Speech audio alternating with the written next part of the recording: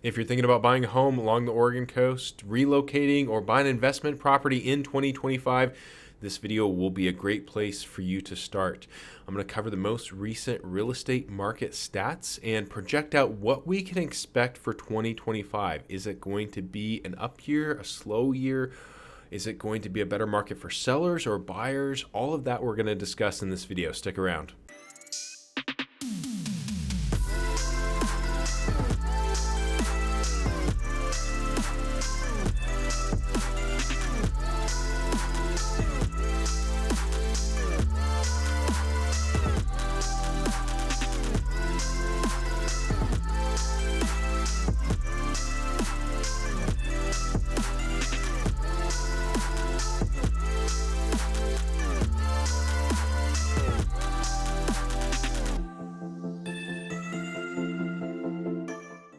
Hey everyone, welcome back to the channel. Seth Marchant with the Oregon relocation team here, licensed real estate broker in the state of Oregon and Washington. Or if you're new to this channel, living on the Oregon coast, we show you what it's like to eat, sleep, play, all the pros and cons of living on the Oregon coast.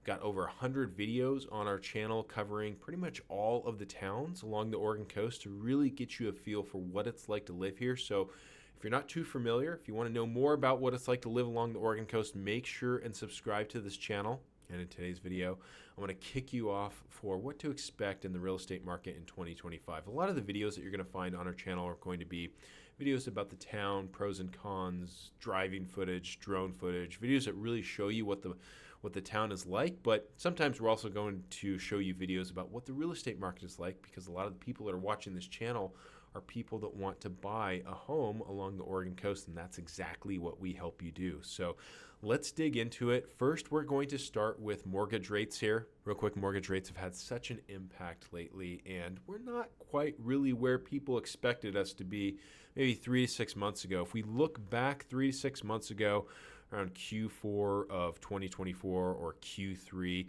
we were kind of slowly, it seemed like, working our way towards the 6%. And as it stands right now, today, 30-year fixed rate mortgage, 6.9%, 6.96%. We've been almost about 7.25% recently. And in the past year, as high as just over 7.5%. So with things trending in the direction that they are, the market we anticipate to be a little bit slower in 2025 than it was in 2024, and we're not seeing any reason that rates are going to change anytime soon.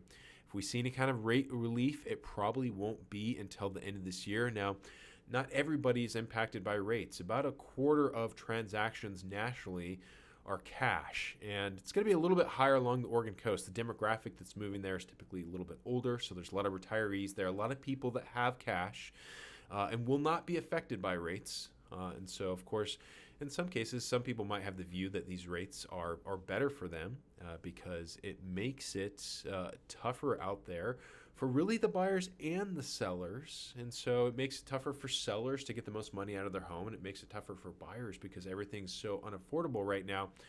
Those mortgage payments are way higher than most people feel comfortable with. So transactions are way down for that reason. But for the people out there that have cash, it's really leaning towards a buyer's market. Let's take a look at some of the stats.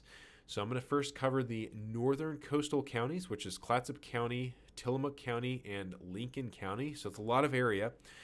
Just south of that is Lane County. That's where you'll find Florence. There's only about 10,000 people in Florence, and the biggest town in Lane County is Eugene. It's almost 200,000 people. So I'm not going to take a look at actually this same report for Florence. I have a separate report. And the reason why I mentioned that is because that's going to be a smaller, more localized report. And if you do want a report on a particular town or maybe a neighborhood or however you want to break down the geography of it, I can make you a custom report. Just get in touch, call, text, email, however you want to get in touch with us. I'll show you that Florence report after we cover the northern coastal counties here. So the first thing we look at is inventory in months. Right now, January of 2025, we have 8.9 months of inventory. What that means is if no new homes came to the market, were listed for sale, and nothing else changed, the market roughly stayed the same as it is right now, it would take about 8.9 months to sell all of the homes that are on the market. And they say 6 months is a balanced market. So we've really leaned more towards a seller's market, really on the coast and pretty much throughout most of the country. So now we're starting to see some places that are having enough inventory that sellers now have a lot of competition out there, which means that buyers have more leverage. When sellers have, let's say, if I'm listing my house for sale and there's only 4 other houses that are similar to mine, and there's dozens of buyers out there, well, I have a lot of leverage when those buyers come to me. But if I list my house for sale and there's dozens of other buyers out there, and maybe also dozens of other houses out there where things are closer to balanced, I don't have as much leverage over that buyer, and that buyer can maybe ask for a discount on the house, or ask for other things, ask for other concessions, ask for the seller to pay down their mortgage rate, or pay for their closing costs.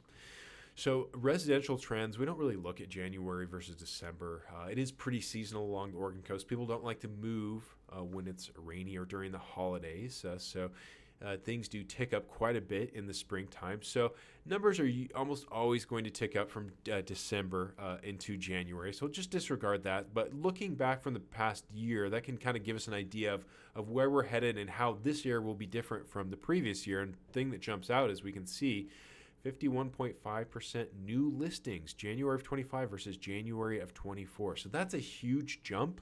It's about as big of a jump as I've seen really anywhere. And again, keep in mind, this is not a small sample size. This is 3 counties. So this is a lot of data. Now, there was a lot of talk in past years that we have pent-up sellers that want to list their home and sell their home and move somewhere, but they don't want to do it. And the biggest reason we had seen is because the majority of the country that has a mortgage on their home has 4% or 3% or less. And they don't want to trade that 3 or 4% rate for, like, say, a 7% rate that we're seeing right now. So the theory was that if we got closer to like 3 or 4%, there would be a lot of sellers that would then list their home. So we haven't seen that, but I'm wondering if maybe some of these theoretically pent-up sellers maybe just decided they got tired of waiting. And so maybe we're going to see a lot more new listings come to the market in 2025. People that had planned to list in 23, but rates didn't do what they wanted. And then 24 came and went.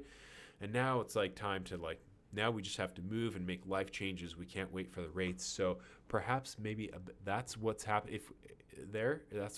If we continue to see that, it's definitely going to shift way towards a buyer's market. Won't expect to see it that much though, but that would definitely be a good trend for buyers. Pending sales up 25%, closed sales down 16%. That doesn't tell you too much. Again, it's because it's so seasonal here. But the pending sales up 25% from year over year. Interest rates were, we're at 6.96%. Where we were roughly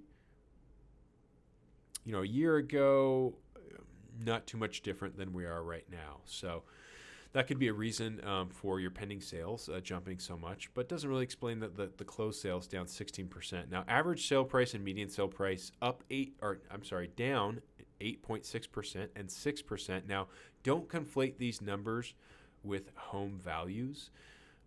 There's been a lot of talk about the market crashing, home values going down over the past couple of years. Now, you will see that if you're looking at data week by week or month by month or quarter by quarter, but we haven't seen home values go down year over year. Don't conflate sale prices with home values. They do correlate, but they're not the same thing.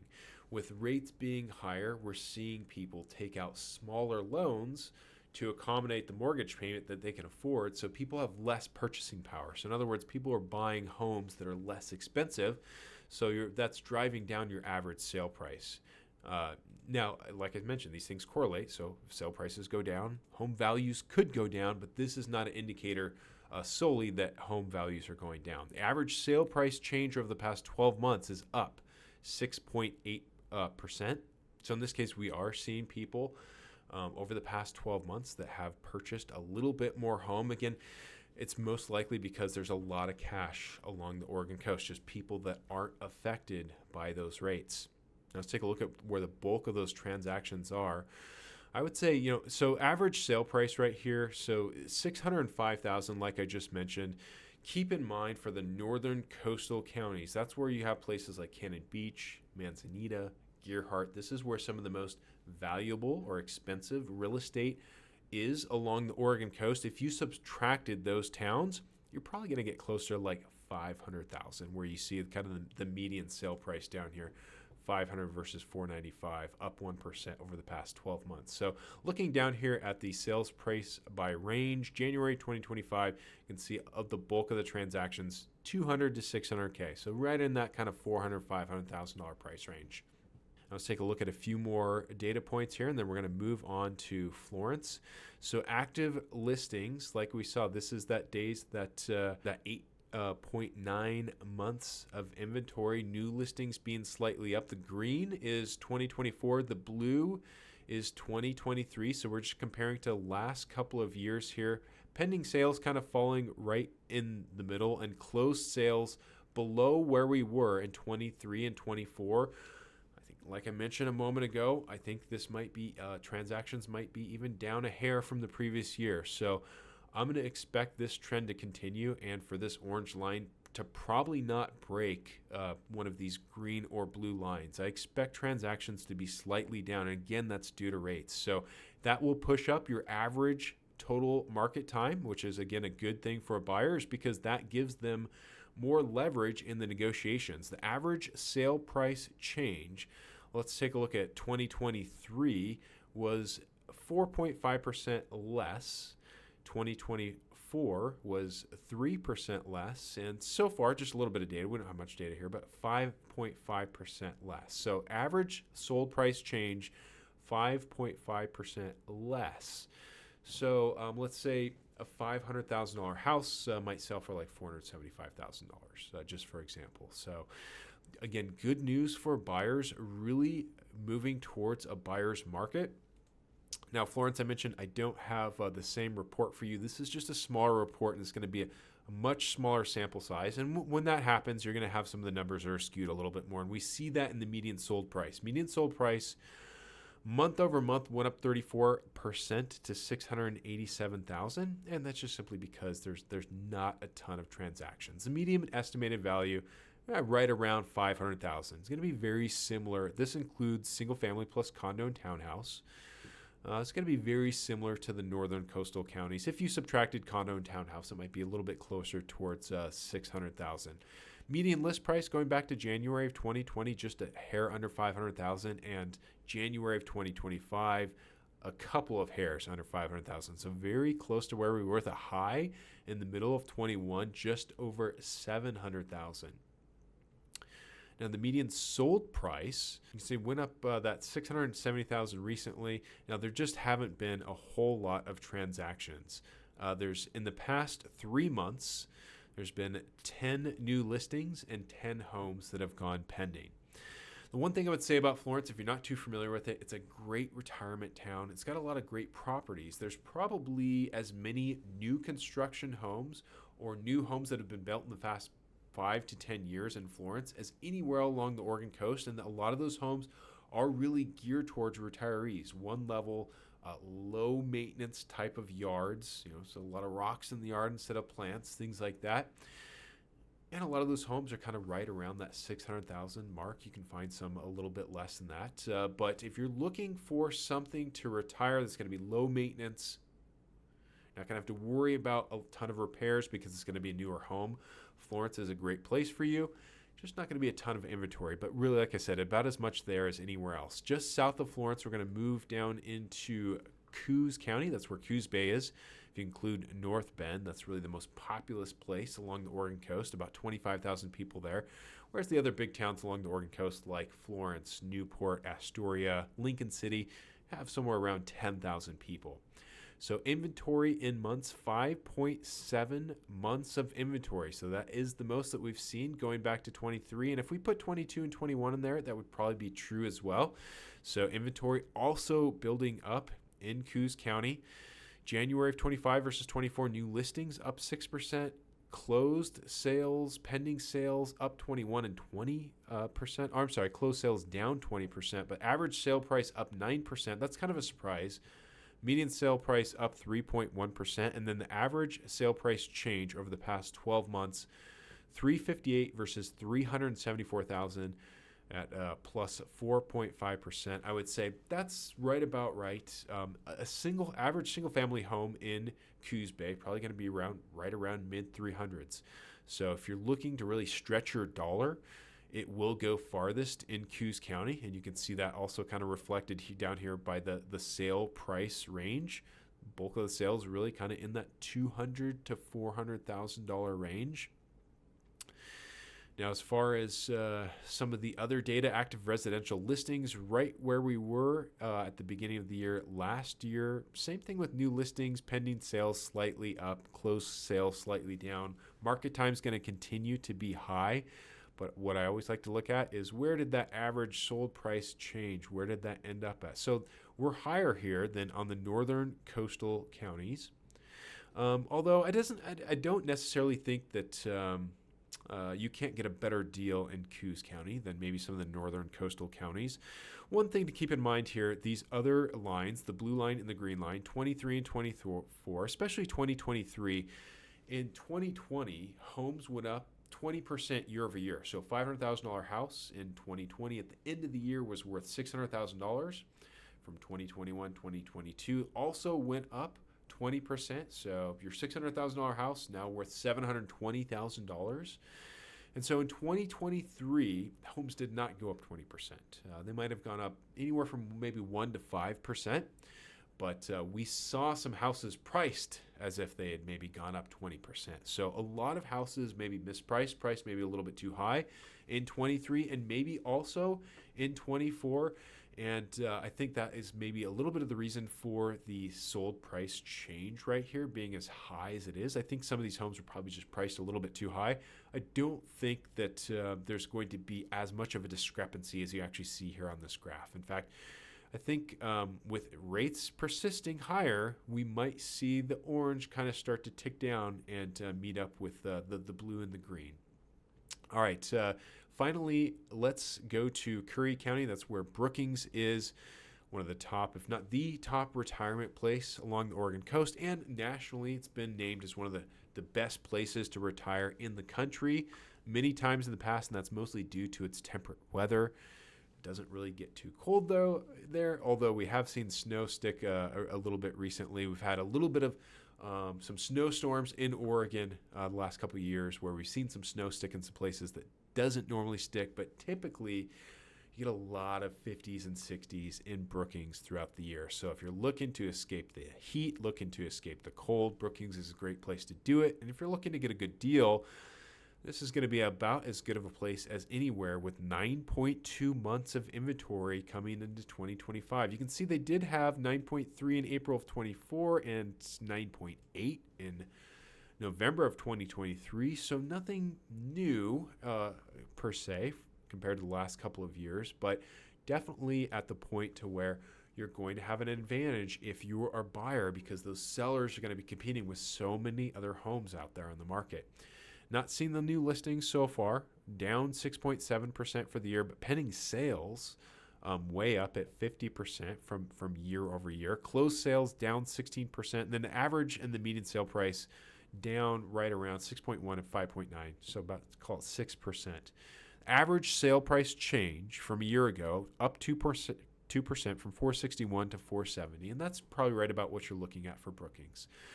Right around that $500,000 mark. Brookings is going to be a little bit unique in that there are some very valuable properties, and there's also quite a few inexpensive properties. There's quite a few manufactured homes. You'll probably notice that just driving around Brookings. There's maybe as many there as any other town along the Oregon coast. So it kind of drives some of those averages down. So like a single family home in Brookings, you definitely find something nice in Brookings, maybe even closer towards, when I say nice, but like good condition, newer, average, something around the average, could even be closer to the 400,000s. And then real quick, we'll take a look at a little bit more data, and then I'll wrap this up for you here. So active residential listings, That's that 9.2 that we're seeing there. New listings, we're not seeing the new listings right now, but it will be interesting to see if we do start to see new listings pump up, this number is going to become very high. And depending on how those homes are priced, that's going to impact the pending and the closed sales. If they're priced too high, the average total time in the market is going to go up.